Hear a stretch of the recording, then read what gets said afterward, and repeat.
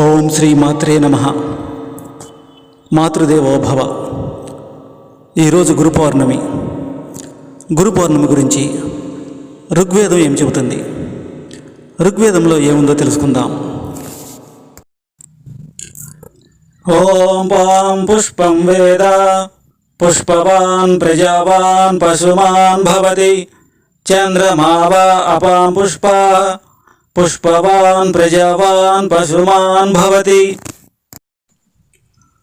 ఋగ్వేదంలోని శ్లోకం గురు పౌర్ణమి రోజు చంద్రుని ఎందుకు ఆరాధించాలి, చంద్రునికి పువ్వులకు మనుషులకు జంతువులకు గల సంబంధం ఏమిటి, చంద్రుని నుంచి ఏ విధంగా జ్ఞానం మనకు వచ్చింది తెలియజేస్తుంది.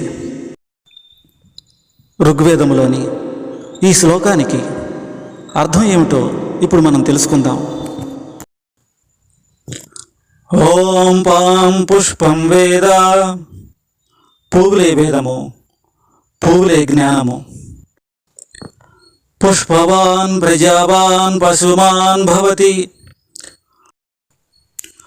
పువ్వుల యొక్క జీవ పరిణామక్రమం ఏ విధంగా ఉంటుందో మనుషుల యొక్క జంతువుల యొక్క జీవ పరిణామక్రమం కూడా అదే విధంగా ఉంటుంది.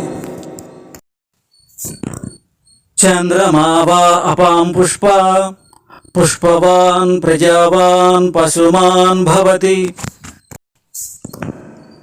చంద్రమావా అపాం పుష్ప, పూలు పూయాలంటే నీరు కావాలి. చంద్రుని నుంచి నీరు లభిస్తుంది, చంద్రుని నుంచి జ్ఞానం లభిస్తుంది. పుష్పవాన్ ప్రజావాన్ పశుమాన్ భవతి పుష్పవాన్ ప్రజావాన్ పశుమాన్ భవతి.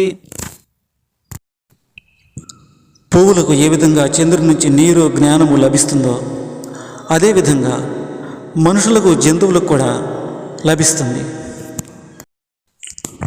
పువ్వులు అంటే ఏమిటో ఇంతకుముందు చెప్పాం, మరలా ఒకసారి వెనకపోదాం. ఓం పుష్పం వేద, పువ్వులే వేదము, పువ్వులే జ్ఞానము. ఋగ్వేదంలోని ఈ శ్లోకాన్ని అర్థం చేసుకుంటే జీవ పరిణామక్రమం అంతా అర్థమవుతుంది. పౌర్ణమి ఎందుకు గురు పౌర్ణమి అయిందో కూడా తెలుస్తుంది.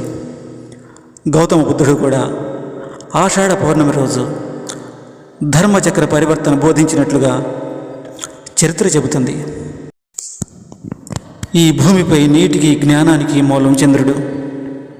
పౌర్ణమి రోజు అమావాస్య రోజు మానసిక స్థితిగతుల్లో తేడా ఉంటుంది. సముద్రంలో ఆటుపోట్లకు కారణం చంద్రుడు. ఈ శ్లోకాన్ని మరొకసారి చదువుదాం. ఓం పాం పుష్పం వేద పుష్పవాన్ ప్రజావాన్ పశుమాన్ భవతి చంద్రమావా అపాం పుష్ప పుష్పవాన్ ప్రజావాన్ పశుమాన్ భవతి. స్వస్తి.